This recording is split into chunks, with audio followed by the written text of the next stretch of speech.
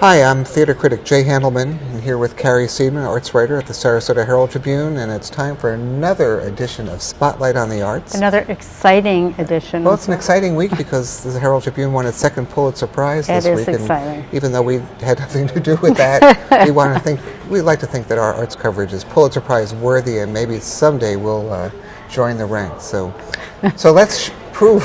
I'm not sure I'm going to live long enough for that. Sure.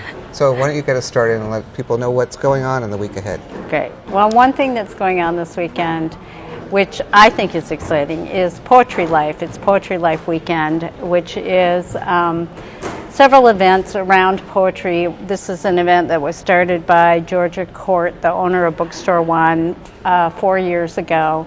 And it's gotten a little bigger and a little better every year. And this year they have a number of events.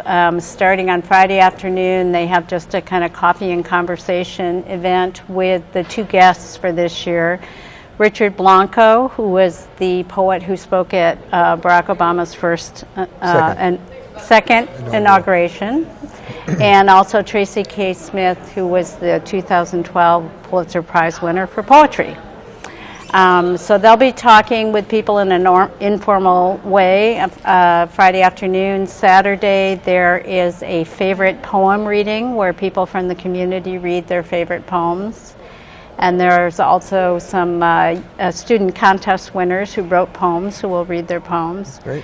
And then Saturday night there's a staged reading with Richard Blanco and Tracy K. Smith. And all of that's taking place at FST in a couple different locations, but all at FST. So that's really something kind of special to look forward to. Yeah. That only comes around once a year. I need to spend some time with some poetry because I think of poetry and I think of Ogden Nash. So it's I need to go a little deeper into that. That would be a good idea. He was great. For theater fans, the Manatee Players is closing its main stage season with Phantom. Now, it's not the Andrew Lloyd Webber musical. It's another version, which I actually think is a better version, by Maury Yeston, who was the composer of Nine and Titanic, and Arthur Koppett, who has been a major award-winning writer and has spent some time down here at the Hermitage a few times, and I've gotten to know him a little bit over the years. And it's the same story as the other version. No big crashing chandeliers, though, but it's the story of a young man who's been disfigured and has been sort of kept hidden in the Paris Opera House. And he hears this diva who he can't stand and decides that he wants to do what he can to help promote a young singer named Christine Daae. And there's some beautiful music, and it's a really, I think, a much more touching, heartwarming version of the story because it's not so overblown as and the the music is all different? It's a whole different score.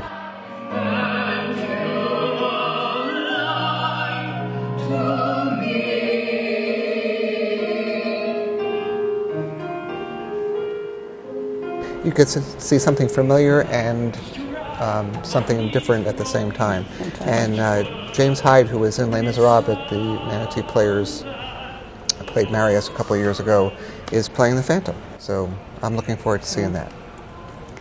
And speaking of different music, yeah, that's for sure. You can always rely on New Music, New College to come up with some interesting new music. And this weekend, student composers have created compositions that will be played by the Sarasota String Quartet.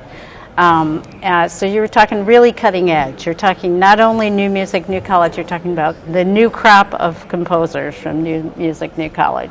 So that's Sunday afternoon at Sainer Pavilion, and it's free. It's a good encouragement to go experiment and try something different. Exactly. And I don't want to, maybe the segue isn't the best one, but speaking of experimenting, Urbanite Theater, which is the new downtown theater that started last summer, is closing out its first main season with a new play called Drowning Girls, which is about three women who were killed, who married the same man, who then killed each one of them successively. It was a serial killer. And they were known as the Brides in the Bath.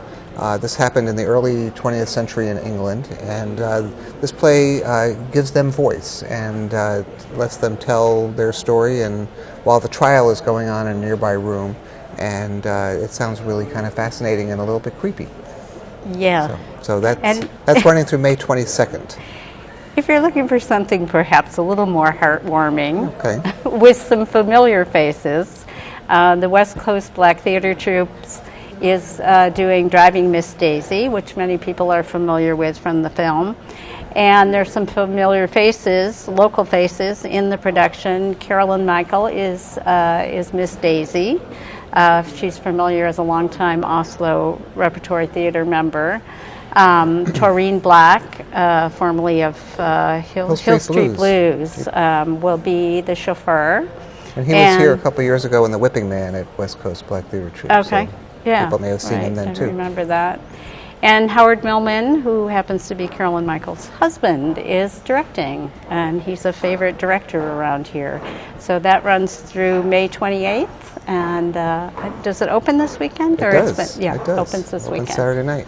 And there are two other theater things I want to mention. One, the Starlight Players, which have been operating at the Starlight Room, sort of near downtown Sarasota, have another collection of 4 short plays, all sort of romantic comedies that are under the bill Let Me Call You Sweetheart.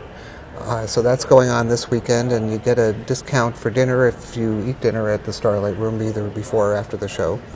And next week in Tampa, beginning Tuesday, the touring production of Beautiful, the Carole King musical, is opening at the Strass Center in Tampa. And it's a show I haven't had a chance to see on Broadway, but I'm looking forward to.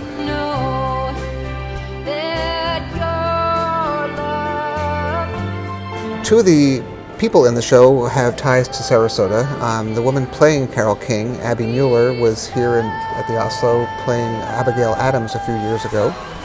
And her sister, Jessie Mueller, is the one who created the role on Broadway and won a Tony Award for it. And the actress playing her mother, Jeannie Klein, is Suzanne Grodner, who is a 1980s graduate of the FSU Oslo Conservatory, who has been back here many times, most recently about 10 years ago in the musical The Plexiglass Slipper, playing an evil stepmother. I've gotten to know her over the years. She's a wonderful actress, and I'm really looking forward to seeing what she's doing and catching up with some great Carole King songs. Yeah, how can you go wrong? Who of our vintage doesn't Carole King, where it's kind of a lot of the defining music of our era. Anyway, there's all that and more, and you can read about it in Sunday's Herald-Tribune in the arts section or online at ticketsarasota.com. And join us next week for another scintillating episode of Spotlight on the Arts. Yeah, hopefully the Pulitzer jury is watching this. So. Yeah. See ya. Right.